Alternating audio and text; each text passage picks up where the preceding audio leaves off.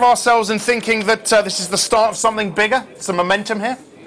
Well, there's certainly some stabilization, but you have to be very careful because at the moment what we're seeing here is that, of course, with inflation benign, the economic outlook on the rise, and also the uncertainties in the global economy as well as the euro area region stabilizing. We're not seeing anything different really here, but just really some stabilization in terms of people's willingness to spend, first of all, and also making some decisions in terms of maybe perhaps their personal investments. So you mean we're coming from a very low base? Let's not get too excited. Absolutely, and also let's not get too excited because it's not the same picture across the euro area. Some economies still seeing a loss in confidence on a month-on-month basis. So until we see more stabilization in terms of the underlying fundamental economic backdrop, we're not going to see a continual rise in the overall confidence index. Currently, we're seeing marginal stabilization in the confidence indices. How do you reconcile these slightly more, or I would say, these bullish sentiment indicators, and let's throw in some of the others as well, with the dovishness of central banks right now?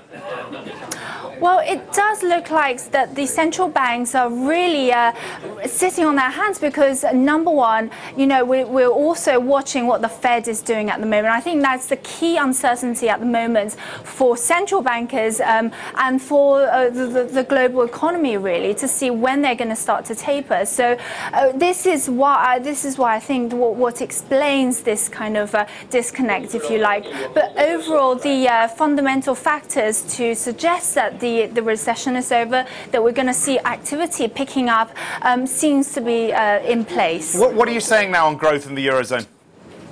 In terms of the Eurozone, we still think that towards the end of this year, we're going to continually see a pickup in activity. And this will lay the path in terms of a full-speed recovery, hopefully next year. But obviously, as I said, with the labour market looking still very much uncertain, the lack of rise in wages will keep the consumers feeling a little bit uncertain. So we're not going to see any spectacular recovery in terms of economic recovery in the euro area, but we're certainly going to see continued stabilization in sentiment and as well as investment activity picking up in both on the business terms and also personal levels as well. Yeah, and I want to come to manufacturing confidence as well. I mean, I'm looking at the Swedish numbers now. I mean, these look pretty bad in September. Manufacturing confidence down sharply, and that doesn't seem to sit well or right with the PMIs that we got out of Sweden. What's the picture there? What's the story there? Well, actually, across the euro area, what we saw this month in the flash PMIs was actually the services sector doing better than the manufacturing sector. So what this confirms is that the underlying demand across the euro area, as well as globally, still seems very fragile. But the services sector is picking up, which is a good sign for particularly those which are dependent on service sectors. So also good for the UK, for example. But if we don't see a pickup in the manufacturing sector, economies such as Germany, etc., will perhaps see a little bit of a weakness in terms of Q3 GDP, or certainly for the rest of the year as well.